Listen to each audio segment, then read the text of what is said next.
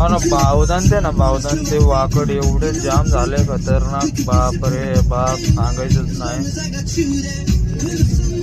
9 किलोमीटरला आहे ना, 9 किलोमीटरला कमीत कमी आहे ना, की 1 तास 25 मिनिटं दाखवतंय मला. एवढं जाम आहे. कुणाला काय माहिती असेल ना हे जाम कशासाठी लागलंय, का लागलाय, तर नक्की कमेंट मध्ये सांगा. कशासाठी जाम लागलाय कळू द्या आम्हाला पण, आणि ज्यांना माहिती नाही का जाम होता त्यांना पण कळू दे. पण खूप खतरनाक जाम लागलाय. गाड्या पुढं सरकत पण नाहीये, तेवढा मोठा जाम आहे हा.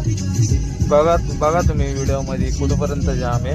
मी तरी पण आहे ना बालेवाडीच्या ब्रिज पर्यंतच व्हिडिओ काढलेली आहे. पुढं बावधान पर्यंत जाम आहे. पुढं जाऊन पाहिलं मी तर बावधान पर्यंत जाम होतं. एवढं जाम होतं खतरनाक.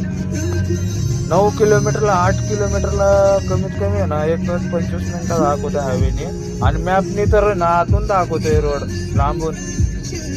वाकडला जायचं असेल तर बावधान मधनं पाषाणमधून